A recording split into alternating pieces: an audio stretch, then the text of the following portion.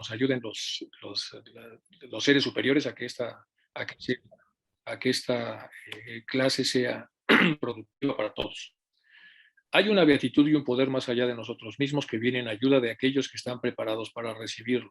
Nos dirigimos respetuosamente hacia aquella beatitud, aquellas grandes fuentes de las cuales emanan incesantemente la fortaleza e inspiración hacia todos los que estamos resueltos a abandonar el yo personal para desarrollarnos, aprender y compartir fraternalmente y sin reservas.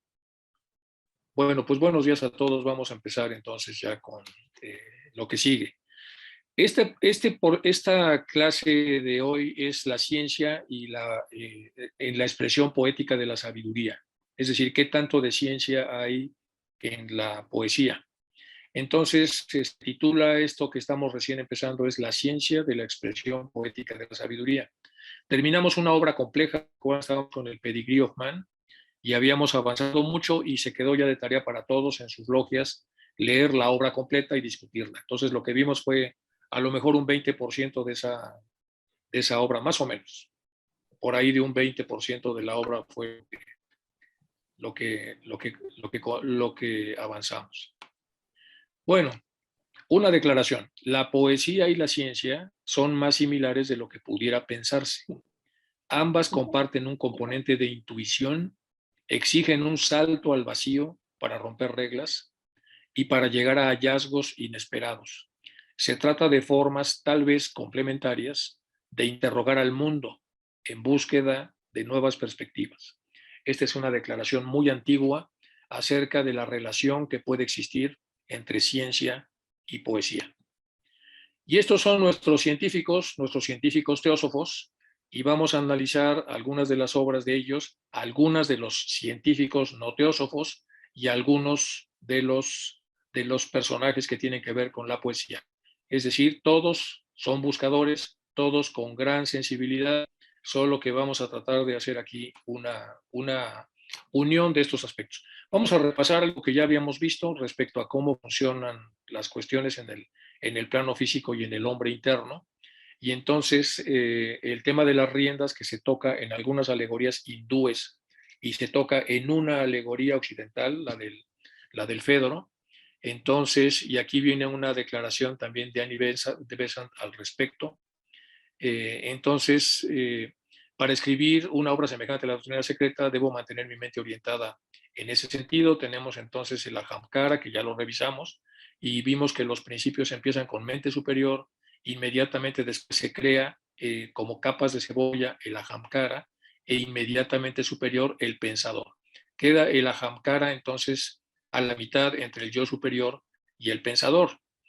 Sin embargo, esto, si pudiera explicarse en forma de planos, de círculos, de circunferencias, de espacios, de acuerdo a lo que en el plano físico podemos nosotros imaginar.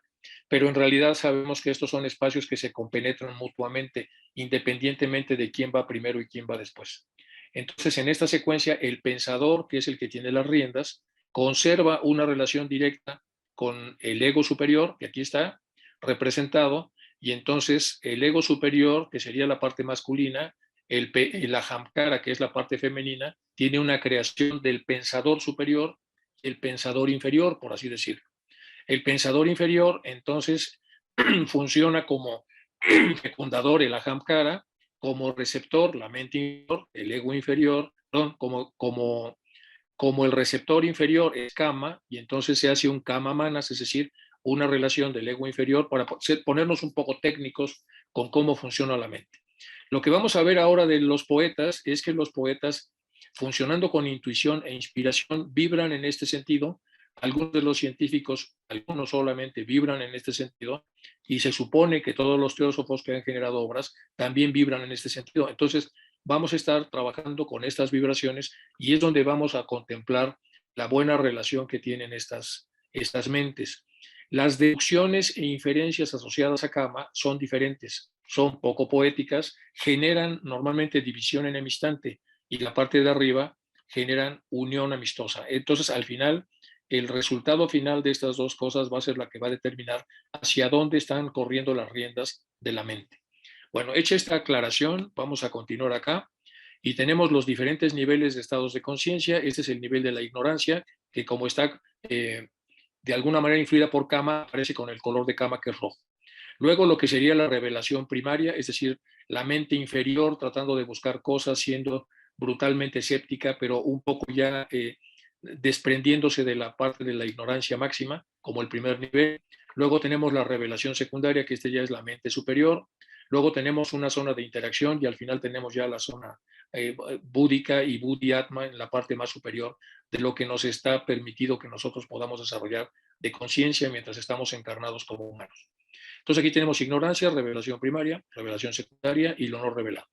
Pero tenemos una zona de interacción donde parte de lo no revelado de alguna manera hace una especie de sándwich en donde por intuición puede de alguna manera accederse. Aquí tenemos expresiones burdas, aquí tenemos expresiones neutras, es decir, una prosa X. Y aquí tenemos expresiones poéticas, es una prosa refinada. Y aquí tenemos una expresión divina, solo que esta parte no revelada. Aquí tenemos lo burdo, lo que funciona, lo funcional, lo estético, lo hermoso, lo agradable a los sentidos, la genialidad, lo hiperestético y aquí la perfección absoluta. Aquí tenemos Kama Manas, que ya lo estamos en el slide anterior. Aquí tenemos Manas, mente inferior. En la siguiente tenemos Manas con mente superior, que es la parte superior que comentamos. Aquí está la parte búdica, la intuición máxima, de acuerdo a lo que tenemos permitido más o menos contextualizar. Y finalmente aquí la parte de Atma. Y abajo, usando la caverna de Platón, está el mundo de las sombras, los encadenados. Aquí tenemos en la mente inferior el desencadenamiento. Después tenemos el descubrimiento de la fuente de luz de la hoguera. En esta zona de interacción se presiente que hay un agujero de salida con una luz enceguecedora. Y finalmente, en lo no manifestado, la luz divina. Bueno, acceso, aceptación o rechazo e integración del conocimiento verdadero. Esta es la secuencia que todos seguimos y la teosofía sabemos que vibra, el conocimiento teosófico vibra por acá, a través de esta zona de interacción, es decir, nos acercamos a la porción mejor de lo que todos somos humanamente capaces de hacer y esperamos el auxilio de las personas, de las deidades que nos ayudan para poder tener a través de la habilitación de la intuición un espacio de descubrimiento. Bueno, este es este esquema. Entonces vemos que todo el conocimiento que hace a través de los sentidos físicos, que es el mundo fenomenal, cuando empieza a desarrollarse no en el sentido correcto, es decir, de pasar de los sentidos físicos a los metafísicos como era en la antigüedad, ahora lo que se hace es que los sentidos físicos se incrementan en su espacio, es decir, hay un incremento vertical, con lo cual se trata de explicar todo el mundo fenomenal a través de los medios físicos, es decir, los sentidos físicos. Y se buscan aparatos, tecnologías y todo lo que sea posible para que sin salir de este espacio podamos explicar los fenómenos de la naturaleza que están más allá de lo que este espacio puede ofrecer. Este es el mundo de las formas prototípicas y este es el mundo de las ideas primarias arquetípicas. Este es el mundo de las ideas de Platón, este es el mundo no humenal, este es el mundo fenomenal y estamos atascados en la ciencia, porque la ciencia entonces, en vez de dar el brinco para acá, permanece en este estado. Hay una ciencia intermedia que está en esta zona de interacción, que es la ciencia cuántica. Vamos a hablar un poco de ella un poco más adelante. Y aquí tenemos sombras, insatisfacción, liberación de las cadenas, luz de la hoguera y mira más allá de la hoguera. En ese mirar más allá, nos vamos ahora sí, vamos más allá de la hoguera, se descubre el agujero de luz, se acerca al agujero de luz, el antiguo prisionero saca la cabeza y observa la luz divina. Bueno, aquí está una zona de interacción, un brinco, un salto cuántico muy importante. Y ahora vamos a hablar de algunos de los científicos modernos que tienen esa peculiaridad artística. Y este es el Wheeler. Creía que la verdadera razón por la que las universidades tienen estudiantes es para educar a los profesores, según Wheeler. Todo lo veía como diferente. Pero para ser educado por los estudiantes, un profesor tenía que hacer buenas preguntas. Es decir, si la universidad es la gran oportunidad para que los alumnos eduquen a los profesores, pues el profesor tendrá que hacer unas buenas preguntas. Prueba tus preguntas con los estudiantes, escribió. Si hay preguntas en las que los estudiantes se interesan, entonces comenzarán a decirte cosas nuevas y te mantendrán haciendo más preguntas nuevas. Muy pronto habrás aprendido muchísimo como profesor y ellos también. Entonces, Wheeler dividía en tres partes esta búsqueda. La primera etapa de su propio desarrollo era cuando él pensaba que todo estaba compuesto de partículas, es decir, de prakriti. En la segunda parte, él pensó que todo estaba compuesto de campos, es decir, de todos los aspectos a través de los cuales las partículas funcionan. Y en la tercera parte de su vida, ya muy mayor, consideraba que todo en realidad estaba hecho de información. Todos son aspectos muy interesantes, pero vamos a analizar un poco entonces la actividad artística de Wheeler. Wheeler es importante porque también es creador del modelo este. Dentro de este sistema, es el que creó el sistema de que el mundo se crea y se recrea, sin beber de este manantial, y desde este otro manantial, desde este otro lado, él empezó a especular entonces la creación y reconstrucción perpetua de los momentos mayábicos, es decir, de este maya en el que nosotros estamos y que se crea y se destruye millones de veces por segundo. Él de alguna manera ya lo había deducido a través de esta búsqueda que hacía con sus alumnos. Entonces, Wheeler comenzó a enseñar en la Universidad de Princeton. En el 41 interrumpió el trabajo para unirse al Proyecto Manhattan. Recordemos que el Proyecto Manhattan es el proyecto que hizo Estados Unidos cuando entró en la Segunda Guerra Mundial para tratar de detener al nazismo y al expansionismo japonés que tenía invadida a China, a través de un arma que disuadiera a estas potencias de continuar con la guerra. Y eso era pues una fusión nuclear. Entonces hizo un acopio de personajes y se fueron a un estado del centro de Estados Unidos, en el estado de Tennessee, a un lugar que se llama Oak Ridge. Oak Ridge está en un extremo de Tennessee y tiene una peculiaridad. Durante la Gran Depresión americana empezaron a construir a mano presas para que estas presas de agua produjeran electricidad, y entonces una de las fuentes de electricidad más importantes de Estados Unidos estaba en el estado de Tennessee, estaba lleno de presas, y esta electricidad iba a ser necesaria para hacer la fisión nuclear. Por eso en esta ciudad se creó este sistema. Este sistema en Oak Ridge, el que fue el proyecto Manhattan, estuvieron trabajando durante algunos años, muchos, entre ellos este personaje. ¿Y quiénes estuvieron ahí? Feynman, que fue alumno de él, Bohr, Albert Einstein, Madame Curie, el de las B1 y B2, ¿cómo se llama? El alemán este, etcétera. Bueno, entonces todo esto era para ayudar que con el esfuerzo bélico se detuviera la guerra. Perdón, aquí tenemos un esquema. Entonces tenemos el mundo tangible, enseñanza superior, mundo inteligible. Aquí el profesor que sabe vibrar apropiadamente lleva a los estudiantes a esta zona, y en la enseñanza inferior lo lleva al mundo tangible. Bueno, entonces este Archibald Wheeler fue un científico filósofo. Introdujo el concepto de agujeros de gusano, que ahora se usa mucho en la ciencia, sobre todo en la física cuántica. Acuñó el término agujero negro, que también se usa mucho ahora en la física cuántica. Fue pionero en la teoría de la fisión nuclear con Bohr, un personaje importantísimo, e introdujo la matriz S, la matriz de dispersión, que utiliza mucho la mecánica cuántica. Recuerden que la mecánica cuántica ya está más allá de un fenomenal físico y empieza a utilizar ciertos aspectos metafísicos para tratar de describir la realidad. Wheeler ideó un concepto de espuma cuántica, la teoría de partículas virtuales, que así le llamó, que aparecen y desaparecen en el espacio. De manera similar, conceptualizó la espuma como la base de la estructura del universo. La espuma en este caso sería el equivalente del, del éter. Y las partículas virtuales que él describe son aquellas partes o porciones de, de, de, de materialización de lo sutil, en donde en esta franja a veces están del lado de lo material y a veces están del otro lado. Esto que se ve en teosofía, este hombre empezó a deducirlo, y es una lástima que él no haya bebido de teosofía para poder orientar más todo lo que hizo. Además de sus extraordinarias contribuciones al campo de la física teórica, Wheeler inspiró a muchos jóvenes aspirantes a científicos, incluidos algunos de los grandes del siglo XX. Sus estudiantes de doctorado estaban Feynman, que fue premio Nobel, como todos lo recordamos, quien fue coautor de la teoría del absorbedor de Wheeler-Feynman, el famoso Hugh Everett, quien propuso la interpretación de los muchos mundos, es decir, de todas las demás dimensiones que existen.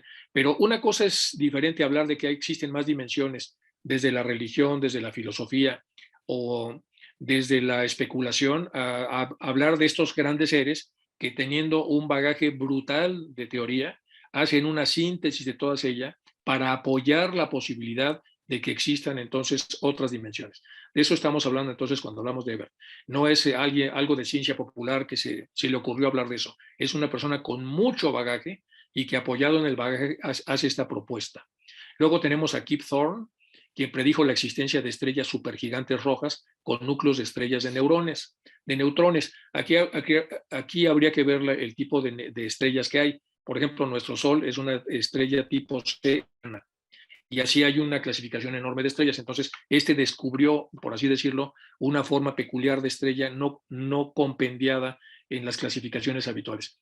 Bueno, el Jacob Bernstein, quien formuló la termodinámica del agujero negro, Charles Misner, quien descubrió el espacio-tiempo matemático llamado espacio de Misner, o sea, ven el tipo a cuánta gente le enseñó y toda esa gente que fue enseñada con ese modelo que ya les comenté, de una u otra manera generaron enormes avances en la física para que la física pudiera desprenderse paulatinamente de la física clásica y empezar ya entonces en una física diferente, una física que puede de alguna manera acoger un mundo que no está segmentado solamente por las 3 dimensiones habituales, sino un mundo donde pasan cosas, en donde las cosas ya no funcionan de la manera normal y natural. Y esto es muy común en la física, pero también en las matemáticas. La teoría de juegos, de alguna manera, es una expresión matemática que se sale de los cánones habituales de la matemática clásica. Bueno, estamos hablando entonces de este hombre, y estamos hablando de este hombre que es el que este hombre nos ayuda a dibujar con gran profundidad este espacio, el espacio de interacción, para que entonces la física pueda entrar ya en el mundo de lo supernatural. Bueno, regresamos con Wheeler y ahora vamos a ver la poesía. Bueno, aquí viene un poco del qubit, porque alguien descubrió el qubit. Los estudiantes de los premio Nobel, fue autor de la teoría del observador de Wheeler, produce una interpretación de los muchos mundos de Kip Thorne. Bueno, uno de ellos descubrió, aquí está.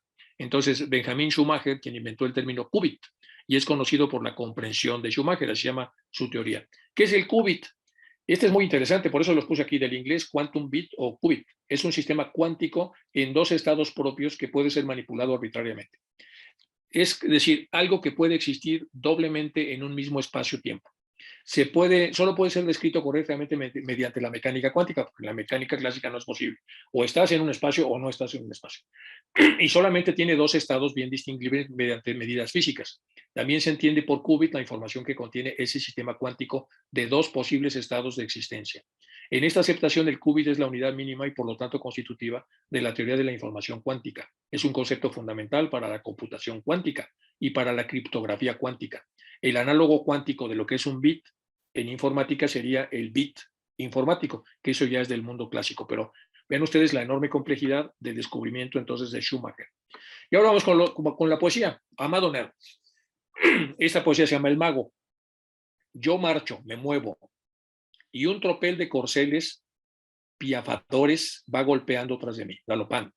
Yo vuelo y me sigue un enjambre de cóndores por la inviolada majestad del cielo. Inviolada majestad del cielo. Aquí estamos hablando de poesía, de algo estéticamente agradable. Yo canto y las selvas de música están llenas y es arpa inmensa el florestal. Yo nado y una lírica tropa de sirenas va tras de mí por el mar alborotado. Yo río y de risas se puebla el éter vago como un coro de dioses. Yo suspiro y el aura riza suspicando el lago. Yo miro y amanece cuando miro. Y ahora hace la síntesis de esta poesía en la preparación final y dice lo siguiente. Yo marcho, vuelo, canto, nado, río, suspiro y me acompaña el universo como una vibración. Yo soy el verso y te busco y me adoras y eres mío. Bueno, si analizamos con detalle la profundidad del verso y la profundidad de los descubrimientos de la física cuántica, empezamos a ver que de alguna manera es una búsqueda similar y esto está hablado en un término estético. Está hablando de ese universo que lo acompaña como una vibración y esa vibración a la que tenemos acceso cuando hacemos lo que dice aquí, marchar, volar, como dice aquí, yo marcho, vuelo, canto, nado, río, suspiro y me acompaña siempre el universo. Vamos a estar entonces haciendo una sección, luego nos pasaremos a analizar con más detalle todo esto. Vamos ahora a lo que es la búsqueda cósmica, vamos a entrar en una búsqueda diferente respecto a lo que son los hallazgos de la ciencia moderna, y para eso vamos a revisar esta obra que está de este lado. Se llama Búsqueda Cósmica, volumen 1, número 4, en el fórum de Wheeler, que ya hablamos de él, desde el Big Bang hasta el Big Crunch. Aquí están los scientists, el científico, filósofo, teacher, cosmólogo, etcétera, todo lo que es este Wheeler, y empiezan aquí algunas preguntas que están de este lado. En la búsqueda cósmica, aquí está ya la traducción a menudo, has comentado, le dicen, que los mayores descubrimientos de la ciencia están por venir. ¿Por qué dice Wheeler que están por venir? Otra vez por este tema de acá. Porque él es sabedor de que está en este espacio y que tarde o temprano la ciencia va a brincar a este espacio de acá. Como ya lo había anticipado HPV y como solamente tenemos que esperar a que eso suceda. Entonces has comentado, ¿qué tienes en mente, Wheeler? Para mí, el mayor descubrimiento por venir será encontrar cómo este universo, que surgió aparentemente de un Big Bang, desarrolló sus leyes de operación. Llamo a esto ley sin ley u orden del desorden. ¿Quién puso el orden? Eso ya es teosofía. Es decir, cómo los billones y billones de entidades generaron la posibilidad de que todo eso que ya había sido creado y expulsado tuviese leyes de operación. Es decir, el universo que danza. Primero se le da movimiento y es caos. Después se le da dirección y danza. Y en esta danza, que es todo el universo, entonces él está hablando de que va a llegar poco a poco la ciencia a poder describir esto. Esa es la búsqueda cósmica. ¿Podría explicar más? Le hace el que le entrevista a Wheeler. Uno de los mayores problemas es cómo plantear el problema. Es un viejo dicho que el momento en el que puede plantear un problema correctamente comprende el 90% del problema, si sabe plantearlo. Uno de los mayores problemas se refiere al significado de la medición y al significado de la observación. De acuerdo con la teoría cuántica, las mediciones pueden influir en lo que sucede. Es decir, si nosotros medimos algo, ya estamos influyéndolo. Y la forma en la que un investigador puede influir a un proceso, esa ya es una forma que la física clásica no lo puede descubrir, porque se supone entonces que hay una energía del que mide que está afectando al proceso medido. Y eso no hay todavía las connotaciones en la ciencia normal para poder explicarlo. El hecho de que sea difícil hablar de este problema de una manera fácil sugiere que tenemos mucho que aprender porque todavía ni siquiera podemos plantear el problema. Bueno, y aquí otra vez otra poesía. Hoy que partió por siempre del amor mío, no me importan los astros, pues sin ella para mí el universo está vacío. Antes era remota cada estrella, hoy su alma es la remota, porque en vano la buscan mi mirada y mi deseo. Ella que iba conmigo de la mano es hoy lo más lejano. Y déjenme mover esto para leerlo. Los astros están cerca, pues los veo. Bueno, otra. ¿Qué es un agujero negro? Los grandes descubrimientos de estos son agujeros negros y luego nos vamos a pasar a José Martí para beneplácito de José y de otros de los que están escuchando esta clase. Punto de vista newtoniano, en la física newtoniana, la velocidad de una masa esférica m de radio r, es decir, hay una, por gravedad se hace una contracción de un sistema, de una galaxia o un sistema que está muriendo, y esto hace una masa tan concentrada de densidad que tiene tanta densidad que ni siquiera los rayos de luz pueden salir de ella, porque como los rayos tienen masa, se encorvan sobre sí mismos y son devorados y nos produce visualmente el efecto que se llama agujero negro. Y luego vienen aquí una serie de determinaciones acerca de por qué el agujero negro funciona como funciona y qué pasa después de esa inclusión enorme, donde todo se vuelve a concentrar, todo lo que existió alguna vez se vuelve a concentrar entonces en esta medida, en esta masa solar.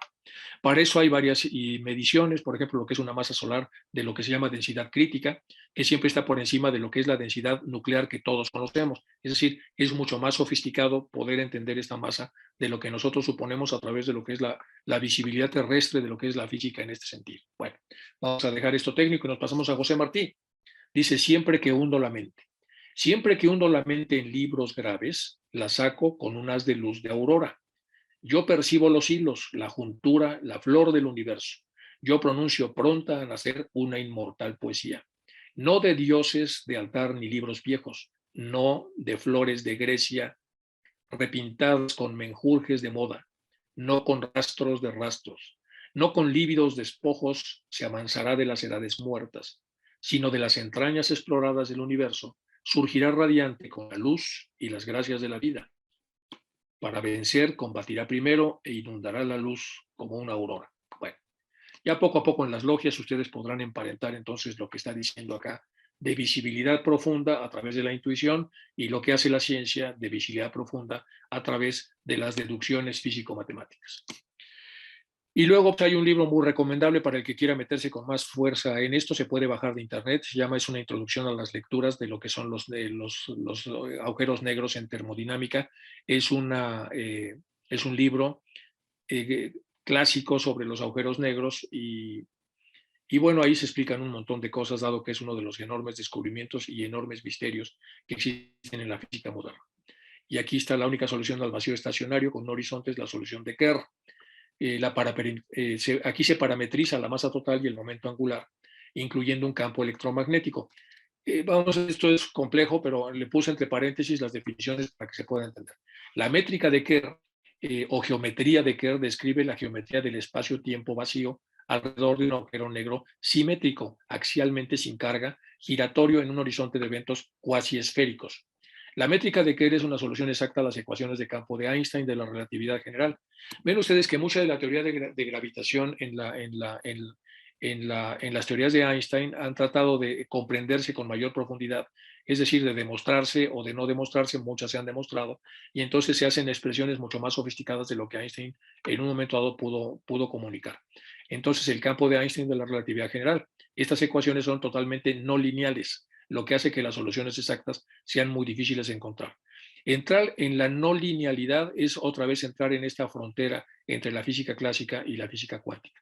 La única solución estática con horizonte con un componente conectado es la solución de Reissner-Nostrom, que es la métrica, aquí explico otra vez, la métrica de Reissner-Nostrom es una solución exacta con simetría esférica de las ecuaciones de Einstein, que describe el campo gravitatorio y electromagnético de un cuerpo masivo con carga neta diferente a cero. Es decir, vemos cómo los científicos materialistas tratan con todas sus fuerzas y toda su alma de demostrar algunas de las cosas que ya caen en lo no lineal, medirlo a través de las frecuencias, es decir, de la cantidad de veces que suceden los arqueos necesarios de la masa, una vez que la masa pretende salir de un espacio de gravitación muy intenso, y después de medirlas se hacen patrones o clústeres para que nosotros podamos verlos y medirlos en términos de probabilidad. La probabilidad en la que estas masas pueden representarse de esa manera para que tenga el carácter predictivo la ciencia. Pero es una locura, pero al final el que quiera leerlo con mucho detalle, ahí están las características de este libro. Bueno, vamos ahora de un verso de José María Blanco, la revelación interior. ¿A dónde te hallaré? Bueno, aquí está, por ejemplo, uno de los hallazgos de Stephen Hawking también. Esto es importante del efecto Hawking. Predijo que un agujero negro podría emitir espontáneamente pares de partículas. Esta peculiar situación también puede ocurrir fuera del horizonte de suceso. Bueno, esta es una supersíntesis de una parte importante de los agujeros negros para que el que quiera profundizar con mayor detalle pueda recurrir a este libro, o pueda yo invitar a algún especialista de esos que se dan a conocer de una manera más clara para que no sea muy rebuscado y pueda hablar específicamente de agujeros negros en un lenguaje en el que todos podamos comprenderlo, si es que fuera esa la intención del grupo que normalmente sigue esta clase. Vamos con el libro de José María Blanco, dice: ¿a dónde te hallaré, ser infinito? ¿En la más alta esfera? ¿En el profundo abismo de la mar? ¿Llenas el mundo o en especial un cielo favorito? Esa es revelación interna. ¿Quieres saber, mortal, en dónde habito? Le responde la voz, dice la voz interna. Aunque difundo mi ser y en vida el universo inundo, mi sagrario es un pecho sin delito. Entonces, es una forma estética de volver a hablar entonces de la inmensidad y del ser interior, y esto es de José María Blanco. Y ahora nos vamos con la poesía, nos dejamos un poco del tema de tratar de emparentar a la física, digamos a la ciencia potente con la expresión poética. Hice un tramo también de la química potente, pero como más adelante vamos a presentar química oculta, al final decidí quitarlo. Entonces vamos a quedarnos solamente con la física, que ya fue expuesta hace un momento con algunas recomendaciones de libros, y la parte de la química, que tendría mucho que decir también en este aspecto, la vamos a dejar entonces pendiente para cuando veamos química oculta, que como sabemos todos le escribió Annie Besant y Charles Leadbeater, y que ayudó mucho a los químicos de la época para medir el peso atómico y un montón de cosas y descubrimientos que se fueron haciendo gracias a las observaciones que ellos hicieron de manera clarividente y otras cosas que en su momento veremos. Bueno, entramos con la poesía y con esta bella imagen de lo que es la poesía.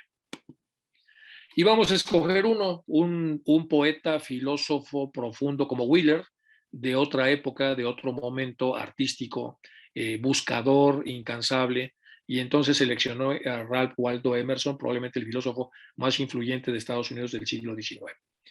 Fue un célebre escritor, fue filósofo, fue poeta estadounidense nacido en la ciudad de Boston durante el año de 1803, siendo líder del movimiento llamado, déjenme quitar la base, trascendentalismo. Y ahora nos pasamos con alguna de sus enseñanzas. Bueno, la importancia de la influencia de los otros, la apertura a ser influidos y el ADN karma, nivel conciencia personal, ejemplo de las etapas de formación. Bueno, es un ejemplo este hombre. Hizo un largo viaje a Europa en el 32, 33, salió a bordo del Jasper el día de Navidad del 32, yendo hasta Malta. Malta es todo un caso, la cantidad de cosas que han pasado ahí históricas es enorme, hasta San Pablo estuvo ahí alguna vez. Pasó varios meses en Italia, visitó Roma, Florencia, Venecia, entre otras ciudades. Estando en Roma se encontró con John Stuart Mill.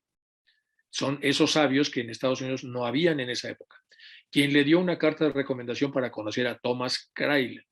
Fue hacia Suiza, arrastrado por un grupo de pasajeros para visitar la casa de Voltaire en Ferney.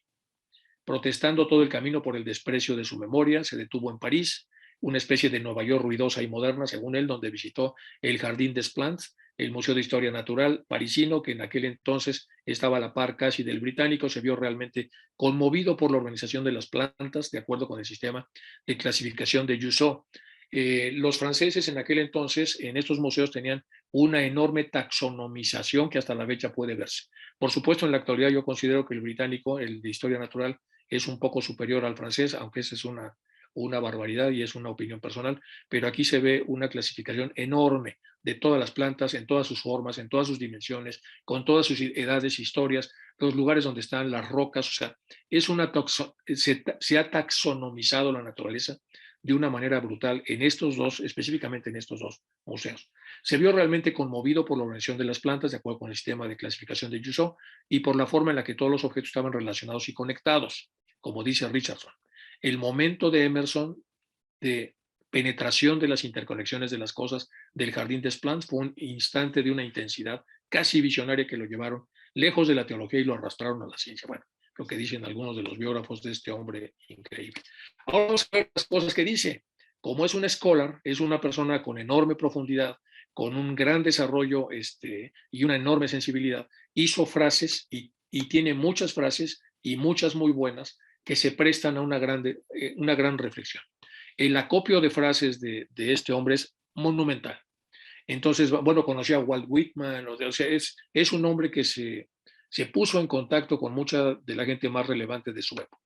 Entonces, vamos a ver las frases. No vayas a donde el camino te lleve, ve a donde no hay camino y deja rastro. Es decir, ¿qué está diciendo acá? Pues hay que ir con el machete abriendo brecha, llegar a un lugar y compartirlo con los que vienen detrás. Abajo, la creación de 1000 bosques está dentro de una bellota. Este ha sido muy utilizado. El hecho de que nos sorprendamos que dentro de una bellota hay potencialmente un árbol gigantesco de 50 metros es una reflexión de este hombre. Entonces, por eso dice, la creación de 1000 bosques está dentro de una bellota. La que sigue, es fácil vivir para los demás, todos lo hacen. Te pido que vivas para ti mismo, eso no todos lo hacen. Vivir para los demás es fácil, vivir para el desarrollo interior no. La mente, una vez estirada por una nueva idea, nunca vuelve a sus dimensiones originales. Se queda elongada, es decir, crece. La mente que ha sido estirada, estimulada, influida por una nueva idea, nunca vuelve a sus dimensiones originales. Ya se quedó de alguna manera tocada. Otra frase hermosa. La marca invariable de la sabiduría es ver lo milagroso en lo común. Otra frase muy hermosa. La marca invariable de la sabiduría es ver lo milagroso en lo común, en lo simple. Exitosa es la persona que ha vivido bien, reído a menudo y amado mucho, que se ha ganado el respeto de los niños, que deja el mundo mejor de lo que lo encontró, que nunca ha carecido de apreciación por la belleza de la tierra, que nunca deja de buscar lo mejor de los demás o dar lo mejor de sí mismo. Bueno, eso es la expresión otra vez de un sabio a este respecto. No es la duración de la vida, sino la profundidad lo que la hace interesante. Aunque viajamos por todo el mundo para encontrar lo bello, debemos llevarlo con nosotros o no lo encontraremos. Si no lo tenemos activado en el interior, lo bello pasará enfrente de nosotros sin que nos hayamos dado cuenta siquiera que hemos estado cerca de ellos. Cuando las amistades son reales, no son los hilos de vidrio ni de escarcha, sino las cosas más sólidas que podemos conocer. Esto es la profundidad de lo que es la amistad. La felicidad es un perfume que no se puede derramar en los demás y conseguir antes uno para sí mismo. La buena noticia es que en el momento que decidas que lo que sabes es más importante que lo que te han enseñado a creer, habrás cambiado de rumbo en tu búsqueda de la abundancia. El éxito viene de dentro, no de fuera. Vive bajo el sol, nada en el mar, respira el aire salvaje. Y este es muy importante. Haz lo que temes y la muerte del miedo es segura. Haz lo que temes y verás que aquello que temas se va a morir. El miedo es seguro. En una biblioteca, esta es bellísima. Estamos rodeados de cientos de queridos amigos encarcelados por un encantador en papel y cajas de cuero. Nada puede traerte paz excepto tú mismo. Nada puede traerte paz sino el triunfo de tus principios. ¿Qué es una hierba? Una planta cuyas virtudes aún no se han descubierto. Esto es muy filosófico. ¿Qué es una hierba? Una planta cuyas virtudes aún no se han descubierto. El científico lo demuestra, el poeta lo expresa. Y un último grupo de pensamientos de Whitman dice, este es muy profundo, dice, de todas las formas de perder a una persona, la muerte es la más amable. Cada vez que perdemos a una persona que queremos, de todas las formas que hay de perderlo, la muerte es la más amable. Adquirimos la fuerza de lo que hemos superado, es decir, esto es de resiliencia. La vida es un viaje, no un destino. Cultiva el hábito de ser agradecido por cada cosa buena que te llega y da las gracias continuamente. Y debido a que todas las cosas han contribuido a tu avance, debes incluir a todas las cosas en tu gratitud. Pocas personas saben cómo dar un paseo. Los requisitos son resistencia, ropa sencilla, zapatos viejos, un ojo para la naturaleza, buen humor, gran curiosidad, buen discurso, buen silencio y nada más. Entonces, este sentido es para no equivocarse a la hora de hacer una excursión al campo. Nada externo a ti tiene poder sobre ti. Adopta el ritmo de la naturaleza, su secreto es la paciencia. Una vez que tomas una decisión, el universo conspira para que ocurra, te ayudan. Cada pared es también una puerta, esta es bellísima. Cada pared que encuentres en tu camino, recuerda que también es una puerta. El sentido común es un genio vestido con su ropa de trabajo. Otra frase bellísima, el sentido común es un genio vestido con su ropa de trabajo. La vida es una sucesión de lecciones que deben ser vividas para ser entendidas. No podemos entenderlas si no las hemos vivido. La tristeza mira hacia atrás, la preocupación mira alrededor, la fe mira hacia arriba. Bueno, vean ustedes, y hay todavía un acopio mucho mayor de frases de este hombre increíble. Su libro famoso es The Self-Reliance y otros ensayos. El hombre civilizado constituye carruajes, pero ha abandonado el uso de los pies. Vean lo que se decía el siglo de hace más de 150 años. Podrá apoyarse en las muletas, pero ha perdido la potencia de los músculos. Lleva un precioso reloj suizo, pero ha olvidado cómo averiguar la hora valiéndose del sol. Podrá encontrar información fiable en su almanaque náutico de Greenwich, pero el hombre de la calle desconoce las estrellas del cielo. No contempla el solsticio y el equinoccio, apenas sabe nada de esos temas. El radiante calendario del año no tiene indicador en su mente. Su agenda debilita su memoria. Las bibliotecas son una carga para su ingenio. Las casas de seguros hacen que aumente el número de accidentes y cabe preguntarse si la tecnología no nos estorba demasiado ya, si con el refinamiento no habremos perdido fuerza y también algo del empuje de la virtud natural por culpa de un creyente hincherado en sus formas e instituciones. Bueno, la parte final de este libro de Self-Reliance, muy recomendable y creo que con esto acabamos. Vamos a hablar ahora de otras poesías y de otros poetas. Ya terminamos con este hombre monumental, increíble, hay que leerlo. Es muy importante en la filosofía norteamericana y americana y mundial, que es Ralph Waldo Emerson, amigo íntimo muy importante de otro gran filósofo de su época. Y ahora vamos a hablar ahora sí de otras poesías y otros poetas. Vamos con Luis Gonzaga Urbina, es un poeta mexicano, nació en México, murió en Madrid, muy profundo. Vamos a ver Metamorfosis. Este verso es bellísimo. Era un cautivo beso enamorado de una mano de nieve que tenía la apariencia de un lirio desmayado y el palpitar de un ave en agonía. Y sucedió que un día, aquella mano suave de palidez de cirio, de languidez de lirio y de palpitar de ave, se acercó tanto a la prisión del beso que ya no pudo más el pobre preso y se escapó. Mas con voluble giro, huyó la mano hasta el confín lejano, y el beso que volaba tras la mano, rompiendo el aire, se volvió suspiro. Aunque no nos concentremos en el contenido, vemos que la métrica, el ritmo y todo es suficientemente estético como para producir un efecto bonito en el lector. Ahora vamos a analizar. Era un cautivo beso enamorado, el alma, de una mano de nieve que tenía, el ego inferior. Esa mano de nieve tenía la apariencia de un lirio desmayado, sin sentido. Estaba el ego inferior sin sentido. Y el palpitar de un ave en agonía, desesperado. Y sucedió que un día, aquella mano suave, aquel ego, el ego inferior, de palidez de cirio, abrumado, de languidez de lirio, desvitalizado, de palpitar de ave, ansioso, acelerado, se acercó tanto a la prisión del beso, al alma, inició la búsqueda de lo eterno, pero demasiado aprisa. Se acercó tanto a la prisión del beso que ya no pudo más el pobre preso, el alma entendió que la premura sería un paso en falso y se escapó. El alma decidió alejarse, no era la forma de acercarse a ella. Mas con voluble giro huyó la mano hasta el confín lejano. El buscador, arrepentido y desorientado, también huye. Y el beso que volaba tras la mano, el alma le sigue, rompiendo el aire, se volvió suspiro. Pero ve que es inútil, habrá que esperar un nuevo momento. Esta es una interpretación teosófica, podemos hacer otro tipo de interpretación heurística, pero nos quedamos con la interpretación teosófica para tratar de entender entonces lo que esta poesía en profundidad, aparte de la belleza estética que tiene, trata de compartir. Vamos con algunas otras cosas. Antes de que el alma pueda ver, dice HPB, debe haberse alcanzado la armonía interior, si no estamos ciegos, y los ojos carnales han de estar cegados a toda ilusión. Antes de que el alma pueda oír, es menester que la imagen de hombre se vuelva tan sorda a los rugidos como a los susurros, a los bramidos de los elefantes furiosos, como al zumbido argentino de la dorada mosca de fuego. Antes de que el alma sea capaz de comprender y recordar, debe estar unida con el hablante silencioso, de igual modo que la forma en la cual se modela la arcilla lo está al principio con la mente del alfarero. Eso es pura poesía teosófica, hecha por HPB, pero es poesía. Bueno, entonces aquí está otra vez la explicación. Si nosotros hiciéramos una continuación del verso de Luis G. Urbina con mucho respeto, diríamos, era un cautivo beso enamorado, el alma, de una mano de nieve que tenía, el ego inferior, la apariencia del hilo del desmayado, sin sentido, etc. Se acercó tanto a la prisión del beso, habíamos que inició la búsqueda de lo eterno, pero demasiado a prisa, que ya no pudo más el pobre preso. El alma entendió que la premura sería un paso a paso y se escapó. El alma decide alejarse. Huyó la mano hasta el confín lejano. El tiempo ha pasado. El buscador ha madurado. Se ha esforzado en comprender su naturaleza interior. Ahora sabe lo que busca.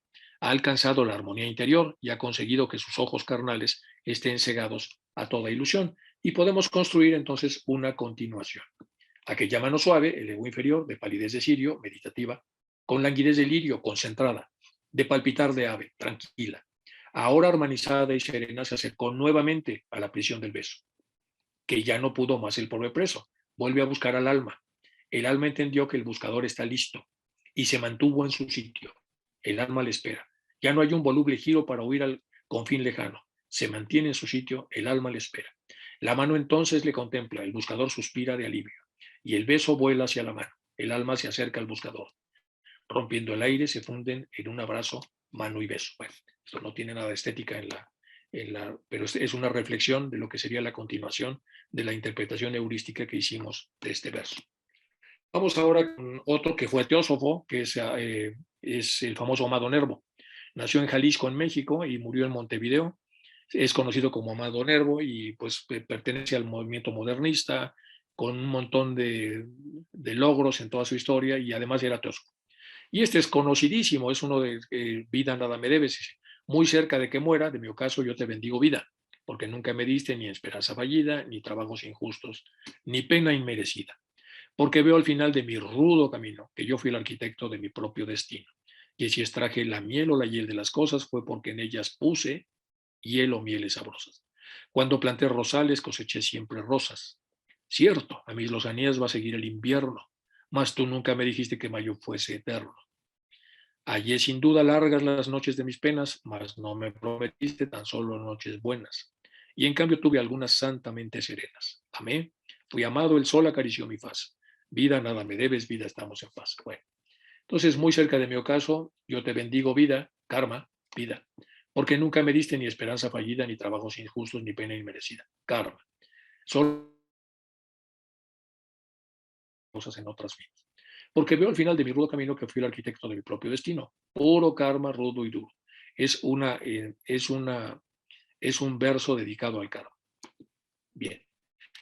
Alguien alguna vez, bueno, hablábamos de Emilce, que le gustan los perros, y aquí le puse para que lo revisen, no lo voy a leer todo, pero es el famoso verso de Manuel Benítez Carrasco del perro cojo, que es bellísimo. Es la persona que se encuentra un perro cojo y se enganchan visualmente y lo adopta y sube y baja hasta que muere el perro. Y es un verso precioso. Empieza, nomás vamos a ver un par de fragmentos, dice: con una pata colgando, despojo de una pedrada, pasó el perro por mi lado, un perro de pobre casta. Uno de esos callejeros, pobres de sangre y de estampa. Ya nos imaginamos cómo está describiendo el perro. Nacen en cualquier rincón de perras tristes y flacas, destinados a comer basuras de plaza en plaza. Algo muy cierto para estos animales. Cuando de pequeños, que finos y ágiles son en la infancia, baloncitos de peluche tibios, burlones de lana, los miman, les acurrucan, les sacan al sol, les cantan. Cuando mayores, el tiempo que ven que se les fue la gracia, los dejan a su ventura, mendigos de casa en casa, sus hambres por los rincones y la sed sobre las charcas. Perro callejero. Después se lo encuentra y después de encontrárselo se quedan dos y la media, se acerca, etcétera, y entonces le entablan el diálogo. ¿Qué piedra te dejó cojo? Sí, Himalaya. El perro sabe que maldigo la pedrada y que le destruyó, y con el rabo me dice que me agradece la lástima.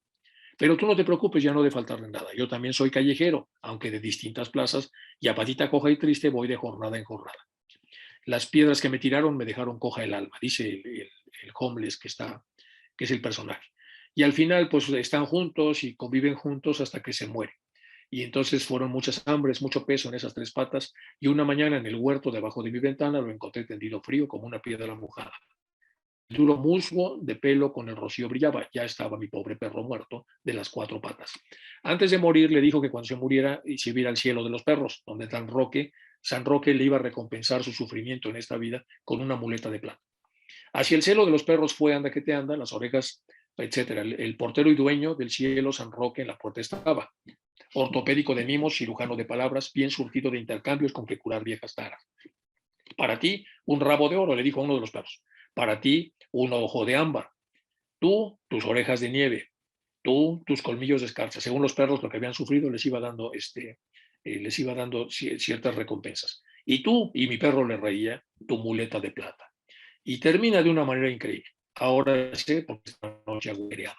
Estrellas, luceros, no, es mi perro que cuando anda va dejando con la muleta agujeritos de plata. Bueno, esto es para uno de los miembros que cuida animales y que le encanta, y para todos los que les gusten los animales, que es un verso con gran profundidad de sus sentimientos. Y ahora vamos con Jorge, bueno, con Borges, el poeta argentino que tiene un montón de nombres, Jorge Francisco Isidoro Luis Borges. Como todos sabemos, nació en Argentina, murió en Ginebra, y tiene un verso a la fraternidad. O sea, en realidad se llama El Amigo, pero es toda una oda a la fraternidad. Y vean lo que dice. Dice: no puedo darte soluciones para todos los problemas de la vida, ni tengo respuestas para tus dudas o temores, pero puedo escucharte y compartirlo contigo. No puedo cambiar tu pasado ni tu futuro, pero cuando me necesites estaré junto a ti. No puedo evitar que tropieces, solamente puedo ofrecerte mi mano para que te sujetes y no caigas. Tus alegrías, tus triunfos, sus éxitos no son míos, pero disfruto sinceramente cuando te veo feliz después de haberlos conseguido. No juzgo las decisiones que tomas en la vida, me limito a apoyarte, a estimularte, a ayudarte si me lo pides. No puedo trazarte límites dentro de los cuales debas actuar, pero sí te ofrezco el espacio necesario para crecer. No puedo evitar tus sufrimientos cuando alguna pena te da el corazón, pero puedo llorar contigo y recoger los pedazos para armarlo otra vez. No puedo decirte quién eres ni quién deberías ser, solamente puedo quererte como eres y ser tu amigo. En estos días oré por ti, en estos días me puse a recordar a mis amistades más preciosas. Soy una persona feliz, tengo más amigos de lo que imaginaba. Eso es lo que ellos me dicen y me lo demuestran. Es lo que siento por todos ellos. Veo el brillo en sus ojos, la sonrisa espontánea y la alegría que sienten al verme.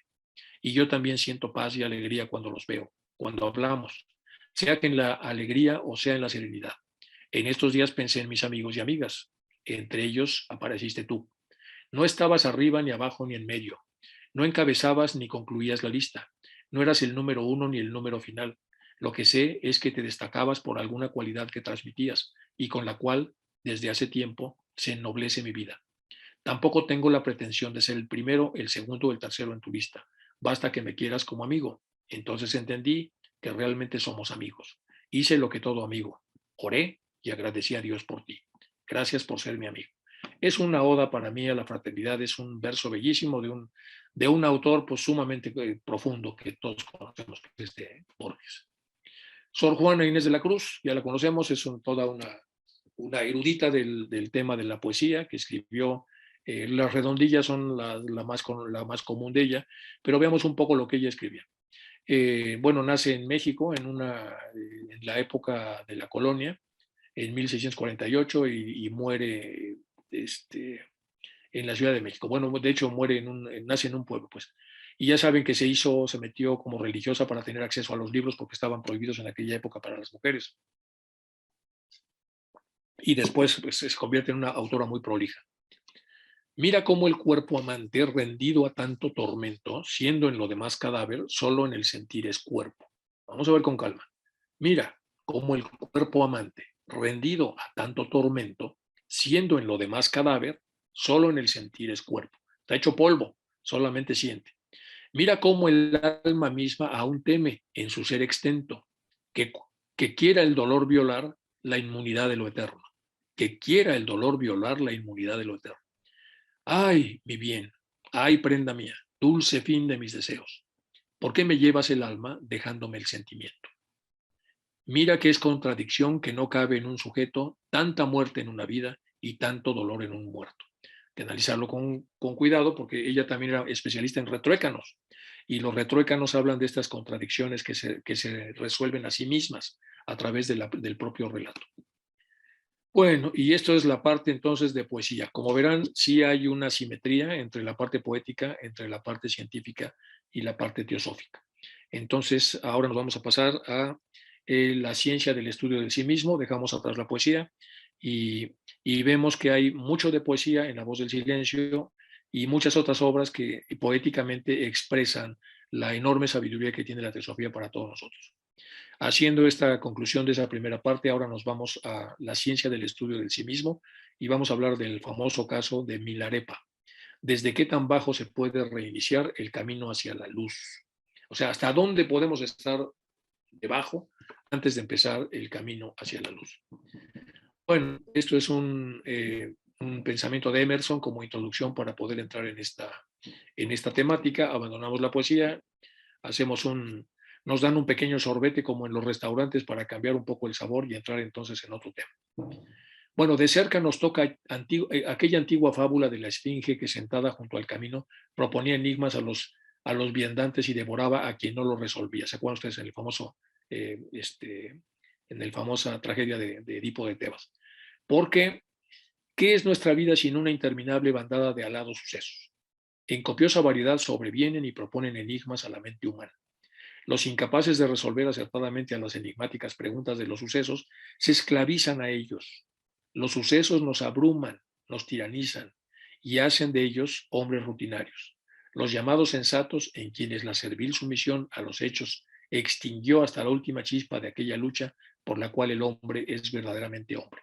Y esto es del filósofo Emerson, entonces hay que reflexionarla con cuidado y está haciendo una comparación de lo que fue el Edipo de Tebas, que se acuerdan ustedes que había un monstruo ahí, que se llamaba una esfinge, que a todos los que caminaban a través de esa colina y se acercaban a Tebas, les hacía preguntas, les ponía enigmas, que son como adivinanzas, y si no las sabían, pues los mataba y lo que fuera.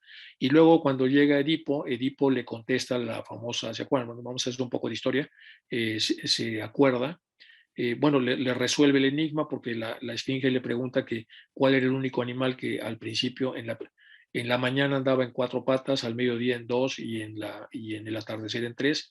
Y él contestó que era el hombre, que cuando era niño estaba en cuatro patas, cuando gateaba.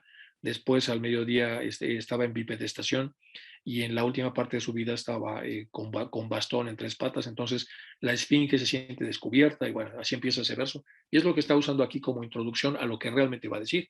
Dice, entonces la vida misma es una serie de enigmas y si no lo resolvemos bien, nos devora el monstruo que nos ha puesto esos enigmas y nos tiranizan y nos obligan a ser hombres rutinarios, que vivimos con temor a resolver esos enigmas y entonces vamos extinguiendo la chispa de esa humanidad que tenemos para ser seres únicos, indivisibles, especiales, porque nos convertimos en clones de muchos otros hombres que ya no tienen una idoneidad propia. Eso dice Emerson, y entonces vamos a hablar de este hombre que pues si algo tiene es una singularidad monumental. Bueno, pues este Jetsun Milarepa es considerado generalmente uno de los más famosos yogis y poetas del Tíbet. Milarepa fue un estudiante de Marpa Lotsawa y es considerado una importante figura de la escuela de Kagyu del budismo tibetano, como ejemplo de una persona que abandona su vida por el ascetismo y por seguir las enseñanzas del Buda. Los hechos de su vida son popularmente conocidos, es muy conocido en Oriente, medianamente conocido en Occidente gracias al romanticismo con el que se expone su biografía en el Milarat Matar de Gansang Simón y en el Gerru Kruska Pragayan Yang, una biografía de la cual se deriva casi la totalidad de la literatura respecto a este famoso yogi. Aquí hay una cueva donde él se metió, que es un santuario actualmente, perdón, déjenme echar para atrás. Entonces aquí está el santuario, dice, la cueva se mantiene como un santuario por dos monjes guardando una estatua de Milarepa dentro de una urna de cristal. Los trabajos de restauración dentro de la cueva y del monasterio fueron realizados por artistas y artesanos de Nepal y fue financiado por el gobierno chino en la década de los 70. Milarepa renunció a todo el lujo y se enclaustró en una cueva para practicar todo tipo de austeridades, concentración y meditación, comiendo por años nada más que hierbas en las cercanías que le traían sus discípulos. Al parecer, al cabo de unos años, Milarepa adquirió el tono verdoso de sus alimentos. Transmitió sus principales enseñanzas en el Mahamudra, la percepción sin esfuerzo de la vacuidad y de la mente, los elementos externos alcanzados en el estado de Buda, así como los 6 yogas de Naropa, con especial énfasis en la práctica del tumo, el calor psíquico, lo cual le permitió vivir sobre una nube vistiendo tan solo una delgada túnica de algodón. Perfeccionó la meditación hasta alcanzar niveles de conciencia que le permitían realizar actos milagrosos. El más notable de los hechos mágicos que se le atribuyen es el de haber levantado el techo de su cueva y parte del monte Tara empujándolo sin más ayuda que la fuerza de sus manos. Dejó sus 2 pies impresos en la roca y realizó el hecho extremadamente poco común del cuerpo de arcoíris al morir. También hay una cueva asociada a Milarepa en Nepal, en Annapurna, aproximadamente a 4.000 metros en las afueras de Mangnang. Annapurna, recordemos que es una zona, pero también es una montaña. Se cree que esta cueva nepalí fue la residencia de Milarepa durante su estancia en el norte del actual Nepal. De hecho, hay una ruta que se hace de 14 días, que es una cora que se hace alrededor de la Annapurna, y normalmente a los caminantes al salir se les dan unos trozos de, de trigo que son bendecidos por los monjes de ahí para ayudar al caminante en ese proceso de una cora tan larga como la que se hace a una montaña tan alta como la Annapurna. Bueno, vamos a lo que sigue. Nació en un valle especial de Kia, en Nagatsa, en Tíbet, hijo de una próspera familia. Recibió el nombre de Mila Topaga, Tospa Daga, que significa disfrute para los oídos, ya que tiene una buena voz para el canto y la poesía. La familia de Milarepa era una familia opulenta, pero cuando este tenía 7 años, su padre falleció, situación que sus tíos aprovecharon para reclamar posesión de propiedades de la familia, dejándole en una situación cercana a la ruina. En cierta ocasión, que su madre les escuchó cantando, esta le reprochó que pudiese estar feliz cuando la situación de la familia era tan pobre. Bueno, entonces la tragedia de la primera parte de la familia de Milarepa. Su madre decidió entonces que Milarepa debía aprender la magia de la tradición Bon, que recuerdan ustedes que estaba muy asociada en aquel entonces a la magia, para obtener formas de causarle daño a los tíos en venganza y tratar de recuperar algo de las antiguas propiedades que les habían sido saqueadas. En venganza por las acciones de sus tíos mientras estos estaban celebrando el matrimonio de su hijo, entonces Milarepa se lo creyó, siguió la indicación de su madre, se formó en la tradición Bon y empezó a preparar la venganza. Entonces, en venganza por las acciones de sus tíos, mientras estos estaban celebrando el matrimonio de su hijo, Milarepa causó un derrumbamiento de la casa, matando a 35 personas, de un total de 37 que estaban en la fiesta. Los únicos que sobrevivieron fueron los tíos de Milarepa. La madre de Milarepa, al escuchar la noticia de este suceso, rápidamente comenzó a vanagloriarse de lo mucho que había aprendido su hijo, atribuyendo la tragedia a la magia negra que había aprendido de los Bon, lo cual causó furia entre los familiares de los fallecidos cuando este volvió al pueblo, instalándose en una nueva cueva cercana y causando tormentas que arruinaron las cosechas, decidieron salir en su búsqueda. Su madre le envió un mensaje y unas monedas de oro, tras lo cual Milarepa volvió a buscar a su lama, sintiéndose arrepentido de lo que había hecho. En un momento dado, él entonces, de alguna manera influido por una madre muy rústica, muy ignorante, llena de odio pues, y de deseos de venganza, él se enganchó con esto, causó muchos destrozos, mucho mal, mató a mucha gente, pero al final volvió a buscar a su lama porque estaba arrepentido cuando se dio cuenta de las cosas que había hecho. Sabiendo que su venganza estaba mal, Milarepa partió entonces para ver un lama y aprender cómo expiar los pecados. El lama de Milarepa le recomendó que buscara a Marpa, el traductor. Marpa era conocido como un maestro exigente y sometió a su alumno a múltiples pruebas. Antes de comenzar a darle enseñanzas, hizo que Milarepa construyera y demoliera 3 torres seguidas. Las hizo y las demolió. Como Marpa seguía negándose a enseñar a Milarepa, este recorría a la ayuda de la mujer de Marpa. En una ocasión, ella falsificó una carta de presentación para otro maestro, Lama Nogodun Chudor. Bajo su tutela comenzó a practicar meditación. Cuando se dio cuenta de que no había progresos, confesó la falsificación de la carta y dijo que era en vano esperar obtener un crecimiento espiritual sin la aprobación del verdadero maestro. Milarepa regresó con Marpa y luego de practicar diligentemente por 12 años, Milarepa obtuvo el estado de Bajandra, o sea, de completa iluminación. Se dice que fue el primero en alcanzar este estado en una sola vida, mientras que la mayor parte de Budas han requerido varias encarnaciones para purificar su karma. Entonces comenzó a ser conocido como Milarepa, que significa mila, el de ropa de algodón, sufijo repa, que es dado a muchos yogis tántricos, ya que llevan trajes blancos. A la edad de 45 años comenzó a practicar en la cueva de Dakar Tazo, roca blanca del diente de caballo, cueva de Milarepa. Asimismo se convirtió en un maestro errante. Subsistió a base de hojas de ortiga, las cuales dio a su piel una coloración verdosa, que ya lo habíamos comentado. El monasterio de Xianzangling, también conocido como Gompa Pleyigiling, es un pequeño monasterio de una villa llamada Songdanang en Tíbet, que ha sido consagrada en su totalidad a Milarepa. Está construido alrededor de la cueva de Milarepa, donde una vez vivió. Fue destruido, pero ha sido restaurado y adorado por artesanos nepalíes. Esta es una de muchas cuevas asociadas con Milarepa.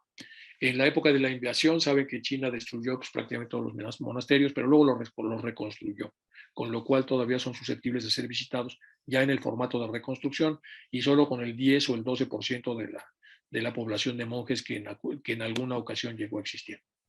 Invocando a su lama, Milarepa enfrentó a todas las fuerzas distractoras y se enfocó únicamente en la práctica de la meditación.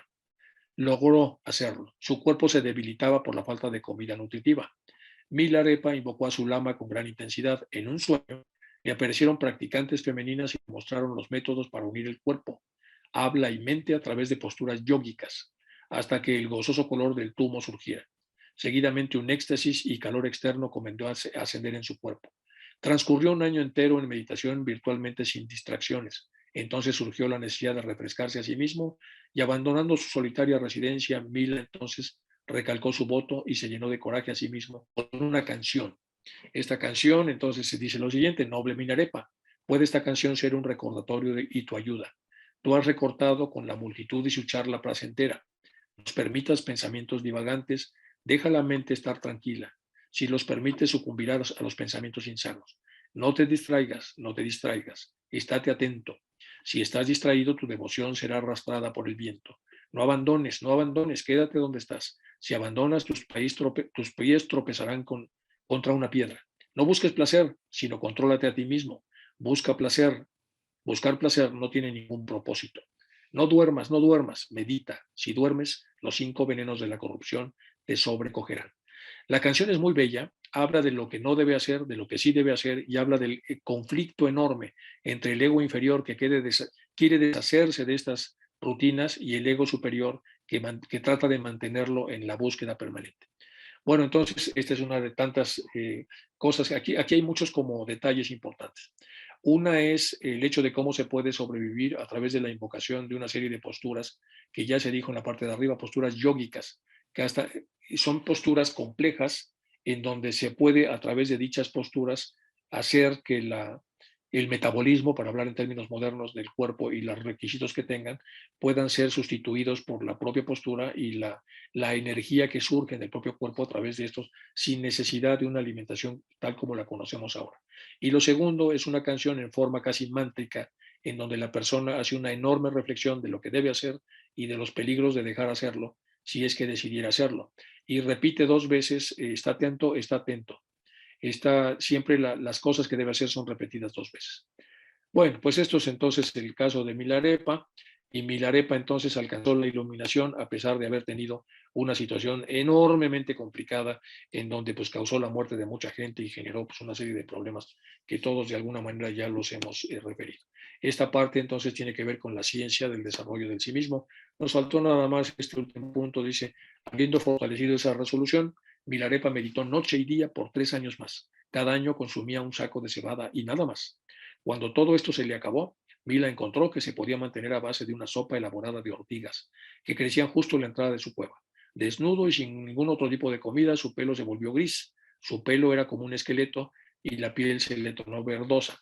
Bueno, este es el famoso secreto del desarrollo interior a través de este caso, que es el caso de Milarepa. Y es otra de las etapas de lo que nosotros vamos a repasar. Vamos a entrar entonces otra vez un sorbete para poder avanzar y entramos en la ciencia de la etnología y la teosofía. Entonces cambiamos de canal, ya hablamos de Milarepa y de qué tan bajo cayó y de cómo de ahí resurgió, de la influencia terrible que tuvo de su madre, etcétera.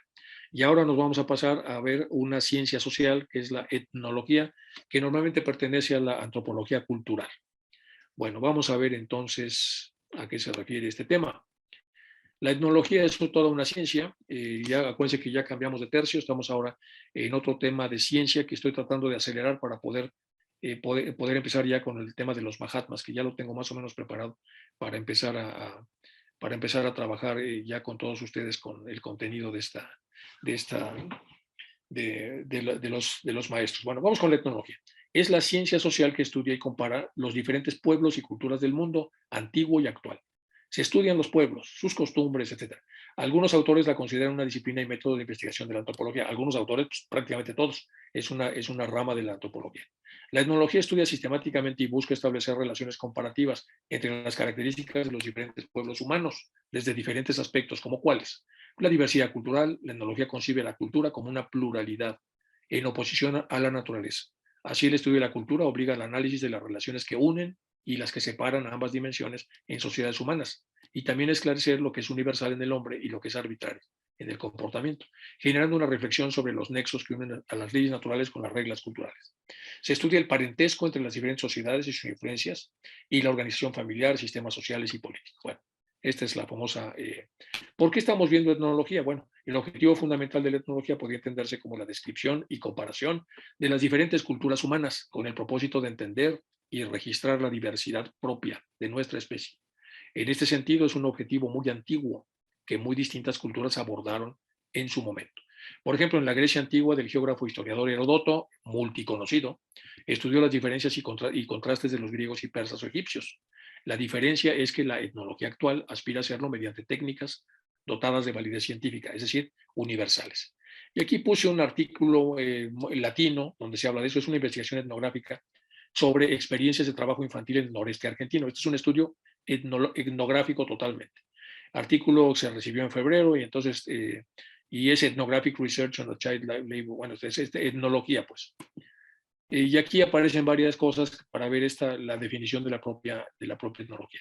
El trabajo infantil es uno de los fenómenos que causan más preocupación en el campo de los problemas de la infancia, cosa que debemos nosotros entenderlo. La profusión de estudios académicos sobre niños y niñas trabajadoras y su presencia en la agenda políticas de la infancia latinoamericana en las últimas décadas da cuenta de su visualización como un problema social. Es decir, es un gran problema en América Latina, no suficientemente atendido. El trabajo infantil es definido como un determinante social que vulnera los derechos del niño y es definido como un trabajo que priva a los niños de su niñez, de su potencial y dignidad. Bueno, y la clasifican, y bueno, eso aparece en el artículo para que nosotros veamos qué es la etnología. Y aquí hay una referencia al constructivismo, dice, un aporte clave han hecho las vertientes constructivistas de las ciencias sociales es resaltar el carácter construido histórico de instituciones y clasificaciones sociales.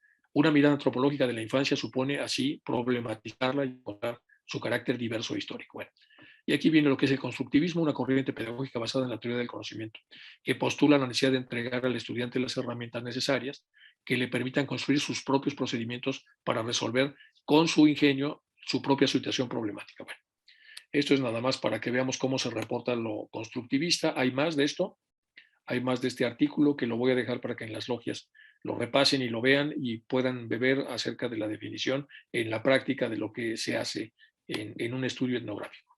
Y ahora sí nos vamos a meter entonces con detalles más profundos del tema. ¿Cuándo usar la investigación etnográfica?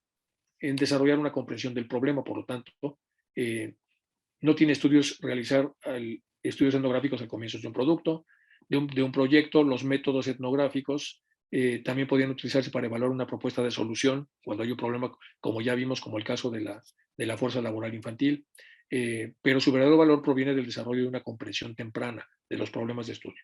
Normalmente se recomienda el uso de métodos etnográficos para problemas complejos y críticos que necesitan una comprensión profunda. Bueno, y ahora vamos a entrar a un libro etnográfico hecho por HPV, que es la ciencia de la etnología a través de HPV, y vamos a revisar un libro bellísimo, que es En el país de las montañas azules. Cuando llega HPV a India, eh, pues decide salir de excursión y empezar a estudiar etnográficamente a las culturas y las cosas, los chamanes, la magia, todo lo que pasa en esa región del Deccan. El Deccan es la región del Triángulo Sur de la India, que comprende a todo lo que es la parte maciza de India del Sur, más Ceilán, que ahora se llama Sri Lanka. Entonces aquí vamos a ver varias cosas sobre la etnología, etnografía esotérica contra la antropológica. Vamos a hacer algunas comparaciones, pero eso lo vamos a hacer la próxima sesión. Y aquí está la zona donde se metió HPV, más o menos aquí está Adyar. Entonces caminó todo esto, atravesó la zona por donde estaba Gabán Ramana, que es más o menos por aquí está Pondicherry, y entonces se fue hasta casi el otro extremo de la India, a esta zona, que es la zona en donde vive una cultura muy rara que se llama Nilgiris, y luego que las montañas se ven azules, que ya lo veremos más adelante. Entonces, a partir de aquí vamos a hacer todo un análisis de lo que hizo con la comunidad de todos, una vez que entremos en este libro, para seguir avanzando entonces sobre los diferentes aspectos de la ciencia y lo que la teosofía tiene que decir al respecto. Y ahora, Chuy, si me haces favor de abrir los micrófonos para que pasemos voy a dejar de compartir para pasar a las preguntas.